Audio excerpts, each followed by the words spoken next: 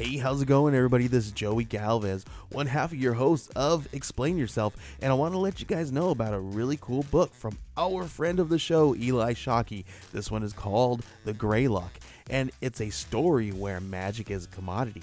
Potions are sold at corner stores. Orcs and dwarves earn a living in cubicles, not on the battlefields. But there are those who resist the house's magic's laws. Branded a criminal and forced to live as a wand for hire, there is a spell slinger they call the Greylock. Check this one out. You guys can pre-order issue 3 right now with code JAN241939, and make sure you guys are heading over to your favorite LCS and letting them know that you want Greylock number 3, and maybe pick up the first 2 issues. You could do that at the Scout web store. So make sure you guys are grabbing the Greylock number 3, JAN241939 at previewsworld.com.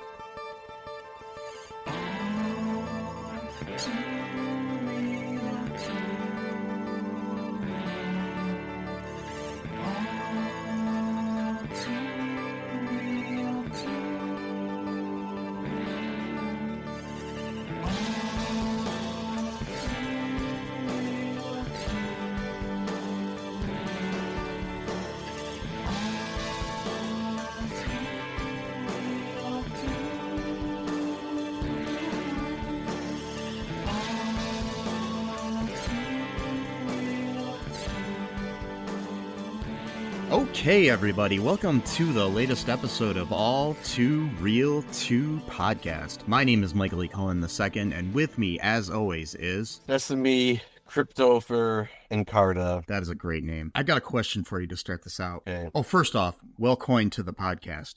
Thanks.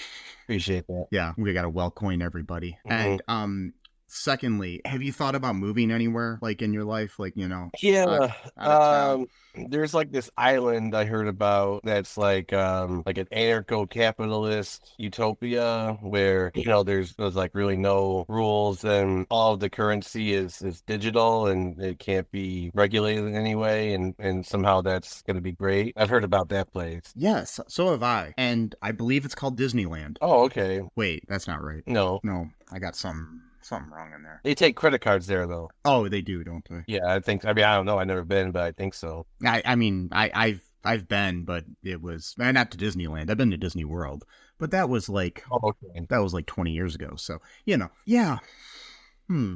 Yeah, so today, which, happens to fall recently close to the trial of Sam Bankman-Fried, who is a crypto scammer who has been indicted or whatever. Not indicted, he's been found guilty for his FTX cryptocurrency, where he basically bilked people out of their money and then spent it on a bunch of shit for himself and invested in businesses and all this other stuff through his crypto company of some sort. I don't even understand what crypto is, so I kind of do, but yeah. Yeah. Not even people who claim to understand it really understand it. Exactly. But yeah, he recently had a trial. He's got another trial. Actually, it's another trial scheduled in March of 2024 for 5 charges, including bank fraud and bribery. Oh, wow. But he on November 2nd of 2023, he was found guilty on all 7 counts of, basically he had 7 counts of related to this, like with fraud and bank fraud and basically stealing money and all of that in, more human terms than what the legal bullshit is. So yeah. That's great. Yeah, so crypto sounds like a great place to stake your imaginary flag. Yeah. Yeah. So, Sure. Yep. Gotta love it. So there was this idea of this real place that these crypto people wanted to create called Cryptoland on an island in Fiji, that they were going to basically make their own land and government and everything there for crypto people to enjoy. I'm surprised that didn't work out. No, it didn't. Really quick, do you want to listen to something? I'm going to play this. Sure. It's a 56 second description of what Cryptoland was going to be. Okay. From their YouTube channel. What is Cryptoland? Cryptoland is a real-life crypto island NFT project. It will be a physical location with co-working zones, incubators, a hotel, restaurants, conference areas, and many more amazing facilities for crypto enthusiasts to thrive, and you can be a part of it. Most people in crypto struggle with transitioning to a full-time crypto lifestyle, often because they're isolated. And that's the big problem Cryptoland aims to solve. The vision is to provide the perfect environment to meet industry leaders, build valuable relationships, access insider information, and find the best opportunities so you can successfully reach your goals and live a better life. Cryptoland's team has been working on it for several years. Some of the plans have already been approved, and some of the most forward-thinking figures are strong supporters of this new international hub. It'll become the #1 crypto destination in the world for people like you to come live, work, and have fun. Yeah, okay. It sounds like a cult to me. And Yeah. And in the video when they talk about, people like you feel isolated, they show this guy like in this dark room sitting by a laptop. It's just like creepy as fuck.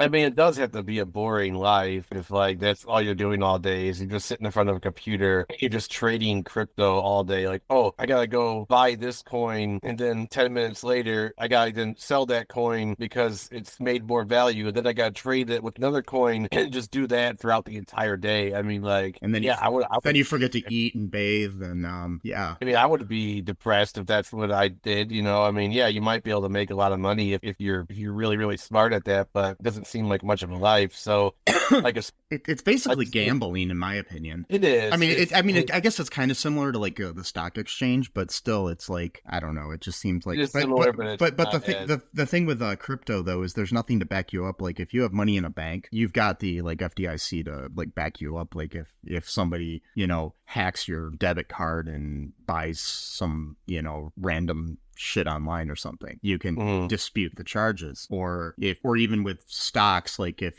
something happens there's ways to dispute things. There isn't. You don't really have that with crypto. I mean, they did finally make a coin that's tethered to the US dollar. It's called USDT. Yeah. And that's been, I don't know, a couple years, maybe a few years. And but like even so, it doesn't really matter that much. Like you could buy the USDT coin, which what's the point? Because it's just tethered to the US dollar. It doesn't really do anything. Yeah, why don't you just get cash, Because sometimes with these, lesser known tokens, because apparently there's like some jargon where something has to go through a certain phase in order for it to be considered a coin, and anything below that's called a token. I don't really know the difference. And so sometimes you would have to go through like certain exchanges to like even buy like one of these lesser known cryptocurrencies. Like you'd have to go to like, I don't know, Binance or something like that. Yeah. Which I think is shut down. That was a Chinese owned crypto exchange. I think that got shut down. But and then you would go buy the USDT, and then you would then from there use that to then buy some lesser known cryptocurrency that you would hope would then rise in value. I mean, the whole thing is just stupid. Yeah, it's insane. And so their idea to try to present this to people was to make a rudimentary Pixar, not quite as good, obviously, style movie that looks like something that would be for children about cryptocurrency and this Cryptoland. And it was like 10 minutes long, and we watched it. Yeah.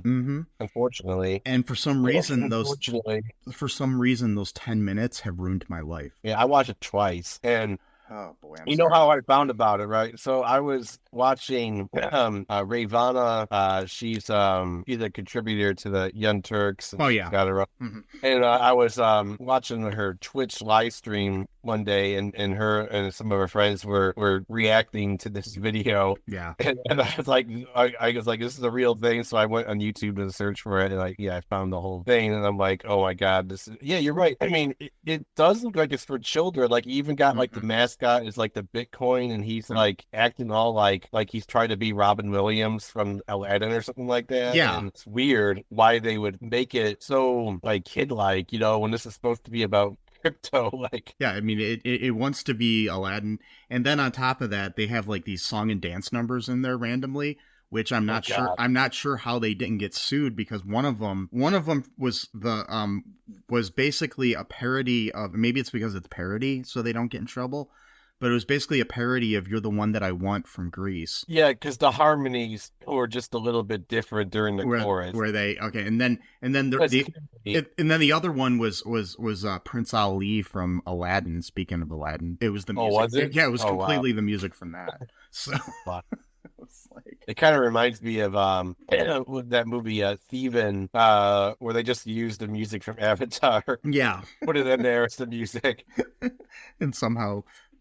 I mean, I guess the thing is, it's like there's no point. I guess you could put a cease and desist on this, but there's no point for the studios to like sue the people that made Thieving or the people that made Cryptoland. Yeah, this was supposed to be like a utopia for crypto people, and their YouTube channel only has like 5,000 subscribers or something like that. Yeah. And I think the video itself only has like 20,000 views. Like other videos about this video have like 1 million or hundreds of thousands of views, but not the video itself. Jeez. And just people reacting and talking about it. And I don't think this was very successful endeavor on their part. And like the other thing too is, this was supposed to be like an introduction, like to get people to, I guess, join or something, but it's so full of jargon that only people who were like into crypto would like really understand. Like they were like talking about like shit coins. Yeah. That's basically, what it describes is basically people who they'll try to buy what is considered a shit coin because they don't really expect it to really go anywhere. But what they are hoping for is that they're going to buy a bunch and just kind of wait on it for like a few hours. And then if it like jumps up like 300%, that are just like sell it right away because they don't really expect that it's gonna like really, they're not gonna hold what they call holding on to it. They're not gonna like that as like an investment, There's also a scene at this restaurant that they're at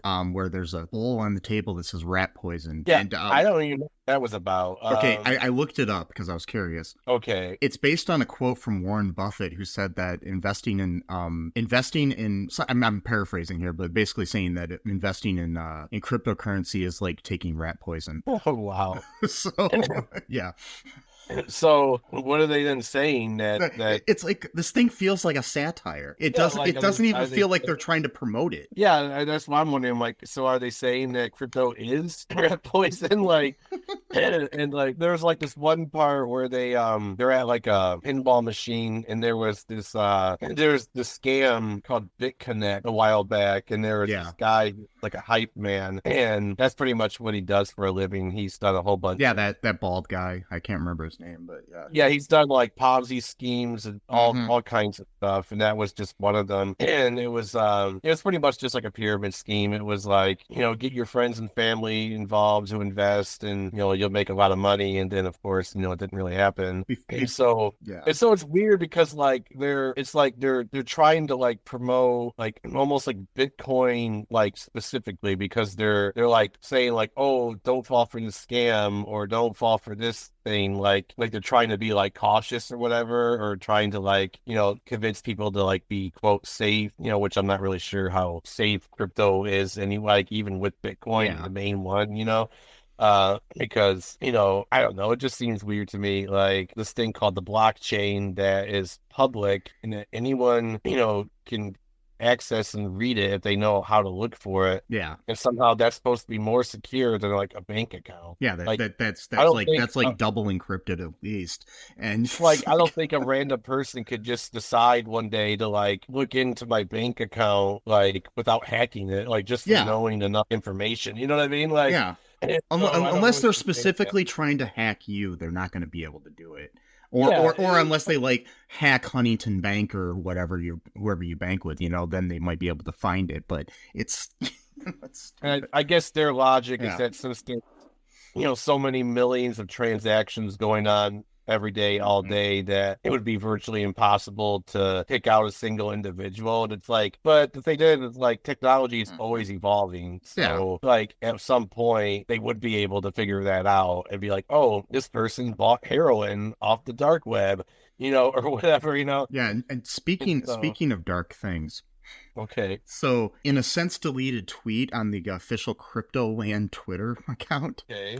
somebody asked them what the age of consent would be on the island. Okay. And their response was, mental maturity should be more than enough, winky face. Okay. Yeah, and the actual age of consent in Fiji is 16, but still, mental maturity should be more than enough, is what they said. With a winky face emoji. It might be some joke because they're always saying like libertarians are always like obsessed with consent, and like, so I don't know if that person was like playing up that like, haha, that's part of the joke, you know. Yeah, whatever. but regardless, you know, on a thing where you can't read intent, that is totally not something cool to put. It's something not to joke about. Anything to do with even if you try to be edgy, just don't do it. Yeah, don't.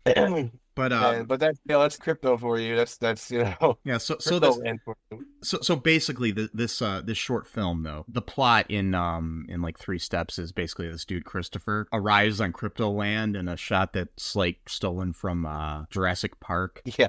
He's like landing in a helicopter on that, and he meets his friend who is an anthropomorphic coin whose name is Connie, and voiced by somebody who thinks they're Robin Williams but is not. They have about as much talent as Robin Williams has right now. Oh, I'm sorry, that was too soon. I'm sorry. Yeah, and he says, "Well, coin to crypto." Yeah, well, coin. There's like all these stupid puns that I get like 2 or 3 of, but the rest of the puns are probably like something you would get if you're a crypto investor, you know. But other than there's so many. It's like, it almost seems like, well, I guess in a sense it was kind of made for them because it's about getting them moved to Cryptoland. So I guess it's really not made for a beginner who doesn't really know much about crypto. Yeah, but so, I mean, my whole thing though too with it, I mean, though, is like I guess, you know, some of the people that are involved in crypto are younger and maybe like cartoons, and I'm not saying that you have to be younger to like cartoons, but putting something in the style of like, you know, cheap Pixar is like not the style you'd think that you'd want to show to people that are wanting to invest in this land. You know, you think it would be something more professional, like some kind of, I mean, kind of like the 56-second video that I played you. Yeah, was that like part of the trailer or something? It was just, it's their trailer for their YouTube channel, but it's like 56-second video, and all it is like you know, just it's got like stock footage of people on beaches and in whatever they're talking about, you know. So but it's professionally made and seems like something that I guess you could, you know, if you're into that shit, you know, it would maybe sell you on it. But this 10-minute animated movie with a talking coin, not really something I think that would sell a human being. Yeah, it almost seems like AI made this. Yeah, like myself, just because of like, I don't know, like I remember like there's just parts of it that didn't make any sense. Well, I mean, none of it makes any sense. But like when they're at the crypto restaurant and apparently you have to go and pick up your own utensils because they don't just give it to you at the restaurant. You gotta go and grab one fork because apparently there's only one fork. So I guess the wait staff isn't very good at Cryptoland, but you need that to set up the weird romance that the meet cute. Yeah, the meet cute between I don't remember her name, Alexa or something like that. I don't remember. And then Alexa, because I thought AI, whatever. But and then he's like, "Oh, that's okay. I'm not really a fan of forks or something." And then the coin guy, Connie, whatever, is like, "Oh man, like you know, you don't got any game, bro," or whatever. I don't know. And then I don't know. Like if they really wanted to make this into like a movie, it should have been like 20 minutes long, not 10. Yeah, but I don't think taking 20 minutes it is. And it shouldn't have been animated, in my opinion. Yeah, just have like, you know, some actors in there. You could have you know, the money that they spent on the animation, they probably could have done some kind of CGI to like show some of these places with a green screen or something, you know? Yeah. But I mean, not saying that the quality's that great, but it could have at least shown like, you know, a rudimentary green screen sort of thing behind them, and it probably would have still sold better than a talking coin guiding you around an island with, you know, with your fucking every average day guy named Christopher who is way too excited about everything. Yeah, like he's like genuinely like excited about this. Like the other thing too is it seems like him and Connie already know each other. Yeah, so, like they're like they didn't really explain that, so I don't know where they met originally. Well, basically, okay, the backstory is that when Christopher was down on his luck before he discovered cryptocurrency, he was living on the streets of San Francisco, and one day he was panhandling for some change, and this coin dropped into his cup. He looked down and he's like, "You're my new friend. I'm gonna name you Connie." And then he kept Connie with him all this time. And one day he made a wish that his friend Connie would become real, and then Connie became his guide and his mentor in life and taught him all about cryptocurrency. And that's a better story than this 10-minute movie. It is. And also too, you can say like this is all hallucination of Cryptopher, like he went insane and he's just imagining all this going on. And he calls him Cryptopher at one point. Yeah. This movie. And then there's really nothing else to it. I mean, he just shows them around different places, and then at the end, there's like these birds that are like hackers, and they stole the wallet of the woman, whatever her name is. I wasn't understanding why seagulls are the hackers. I don't know. I just thought it would be cool, I guess. And then because of her quote hard wallet, which is pretty much just like a USB drive. Yeah, and they got the bird to drop it by Cryptopher saying, "Oh, it's okay, Bitcoin's dead anyway." So the bird's like, "Oh well, I don't want this because I'm not going to make money from it." You get it? So then he dropped the wallet. Yeah. Then Alexa or whatever her name thanks him, and then they go off on what was a Crypto Kitty or a Crypto Kitty, which was like a big blow up boat or something. Yeah, and then that's the end of the movie right there. Like fireworks. So basically, what they're saying is that you're gonna find your true love if you go to Cryptoland, and then the restaurant is going to intentionally only put out so much silverware that you yourself have to get. And according to their tweet, your true love can be like any age. Well, as long as they have the mental maturity, I guess. That's unfortunate, but right there, the island should be shut down and set on fire. But and speaking of that, it's basically like Firefest, but on a fucking pretty much Firefest. But at least Firefest people actually went to. I mean, I don't think anyone even showed up to this island. Yeah, and because they never like built anything. I don't think it's like they were still having people invest in the land. And all they got was like permits, and that was about it. Done. So maybe they just bought the land for themselves, and then now they just live on this island, Fiji. Just got a hut. They're like recreating Gilligan's Island there or something. That would be a good scam. Like get everyone to invest in this island, and then it doesn't work, and you just buy it for yourself. Like, oh, I guess I'll just live here alone now. It sucks, and then you have a whole island to yourself. Or it's like the modern day version of The Producers. You got Bialystok and Bloom doing this or something. It'd be great. Yeah. Oh, this person 50%. That person 80%. That person 40%. There's like no way out. Yeah. No way out. No way out. Yeah, so that was quite possibly the worst thing I've ever seen in my life, by the way, but yeah. I mean, like you said, Chris's Vacation 2 is better than it. It's much longer and at least has a plot.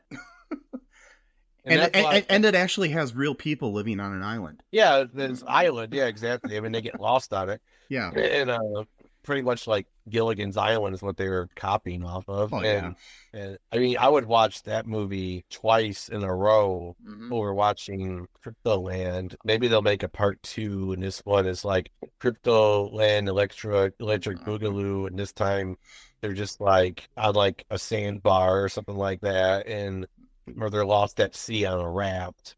I have a feeling in the sequel, Connie becomes evil because he had shades of that in this, and I think he's going to become like a Freddy Krueger type character and just start killing people. Yeah, because at one point he was like, "I'm gonna kick Bernie Madoff's ass" in some arcade game, and he got really aggressive all of a sudden. It was weird. Yeah, and he does kind of jump from like animated, like he's really happy, and then like he'll just get really mad all of a sudden. Like there's really no transition, between emotions. It's like at the beginning, like Christopher asks him, he's like, show me the best thing here, and he's like, I saved the best for last. Yeah, he's like, no. I mean, to tell you the truth, I'm with Connie in that though. It's like you have a whole tour planned. Well, I mean, it's like you have dessert at the end of your meal. Yeah, why start with the best? Because then you're gonna move backwards and everything's gonna seem less cool. Yeah. So yeah, I understand Connie's perspective on that, but yeah, just the way he said it though was kind of creepy. I know he was really mad at Crypto Fur. He's like, I thought at one point that he was gonna, just go out to that crypto kitty and just kill Christopher and the girl, sink it or something. Yeah. Or kill the woman because he wants Crypto Fur all to himself. Kind of like reminds me of like Miss Minutes from Loki a little bit. Oh yeah, like talking anthropomorphic, well, somewhat anthropomorphic being, Clock in this case. Have you watched the latest season? No, I haven't watched the last 3 episodes. I only watched the first 3. But you did see the turn in her character though? Well, sort of. I mean, episode 3 was the last one I watched. Yeah. So I think that was when it happened. But yeah, I'm not ruining anything. But it's like but yeah, the all kind of sometimes sweet, sometimes creepy sort of thing is what Miss Minutes is, So yeah, it's like even at the beginning. So yeah, it's like crazy. So I would like to watch a sequel to this where Bitcoin like completely plummets. And then it's just Crypto Fur and Connie are like homeless. They're just like living on the streets and like they're just like scrounging around for like their next meal. Yeah. And I think we should make the prequel and the sequel, and they basically are about the same. Yeah, the prequel and the sequel. And then part 2, both of them like become like really embittered, and then now they're like anti-crypto activists. So like now they're like actively trying to like tank other coins and make people lose all their money, just because that's what happened to them. And like they become like underground anti-crypto activists who like are just actively trying to undermine the whole crypto concept in the world or whatever. Yeah. That would be kind of thing. And it would be like, and like whatever, and like sometimes like maybe they'll like actually like even like kill like some of like the really big time crypto guys. And right before it, Connie will go, hey, like the Bit Connect thing, and it has like a knife or whatever, and it's got like the Bitcoin logo like on the blade or whatever. That would be kind of interesting.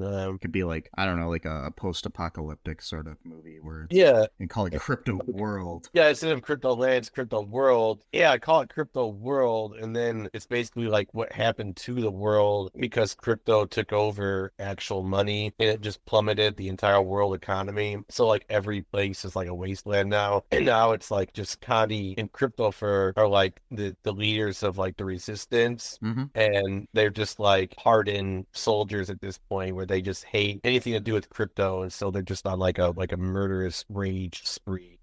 And in this version's not animated. No, this one's just regular. Or maybe Connie might be. Connie might be, but who do you think should play in this version? I'm really thinking Chris Pratt should be Christopher, because he's everything. Yeah, why not? I mean, I think it'll be.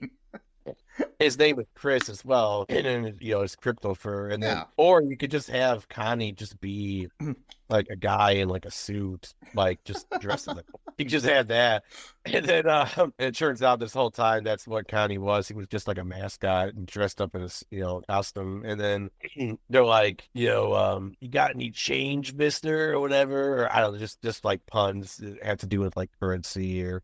Got any change? Like, and then he's just like, change comes from within. Yeah, and then he shoots them or whatever with like a machine. I don't know. Or then like, why not? You can totally do this. And then like they go to like all these like underground like places where like people are trading like crypto like with like thousands of computers or whatever. They like just go and like storm these buildings, like shoot all the computers or whatever. Like you're not trading on life today or whatever. I don't know. I have to come up with something. Then we get into like the real future, like later on, where everything has been crypto for decades and nobody remembers real money anymore. And then somebody comes up with the idea for like, what we should do? We should like print out numbers on paper and just start using those as the currency. Yeah. And people are like what? Like it's a new concept to them. They're like, whoa. And it's like, the cool thing about this is that when you buy something, it doesn't, become attached to your name because you can just buy it with cash. They're like, what? Like that's like freedom. It's like, that's what that was before you guys came up with crypto. You said it was freedom, but it was the exact opposite of freedom because now it's on a public blockchain. So if you ever bought like drugs off the internet, for example, that's there forever. I mean, the drugs might be gone at that point. They can't really hit you on that, but they know you bought them. So good job, and oh boy, yeah.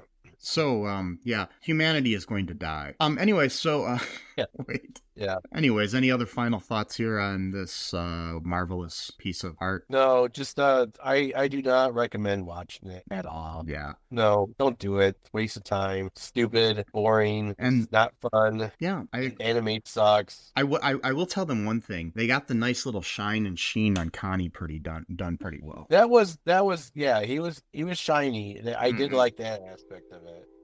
I mean, I'm just sitting here thinking, too, about the fact that they hired people to make this. Yeah, and voice actors. Voice actors. And I'm sure everybody involved wasn't, into crypto. At least I doubt, that everybody involved. So there was somebody along the way that's making this and being like, what the fuck am I doing? They're like, yeah, this is a paycheck, but it's completely ridiculous, and probably just like anything to do with crypto, it's probably completely unorganized and unregulated. So there was no one knew what they were doing every day, any day of the week when they were working. And I mean, also, and I don't blame people though if they need a paycheck, they need a paycheck. And I really hope that they paid them in actual fucking money and not crypto.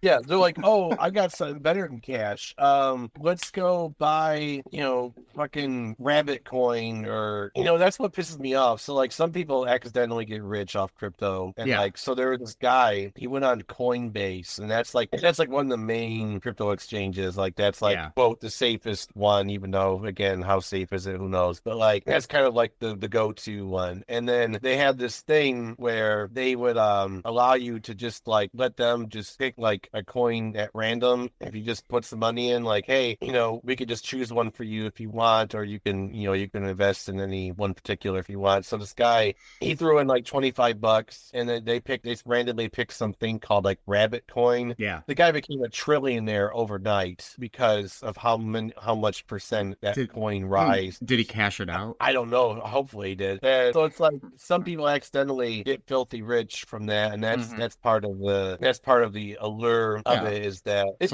because of capitalism, because most people don't make enough money and they can't invest. They don't have enough money to invest to really make a lot of money, so they go to crypto hoping that they'll cash in. I mean, it's basically the the same concept of your uncle who goes to the Quick Stop every week and buys a scratch off, hoping that he's going to win a bunch of money or something. Yeah, it's sad, but that's what it is. It's basically because most people they don't make enough money, and they can't save enough money. And even if they have a sizable, savings, take them decades to get to that point, and with just nothing going wrong, that would make them have to deplete their savings to pay for an expensive surgery or something, or whatever. And then even then, you're really not going to be making that much money off of your investments. Let's say, you have $100,000 to invest. Okay. And let's say, every year you're going to get 8% return on your investment. That's $8,000 a year. That's not, it's not enough to live on.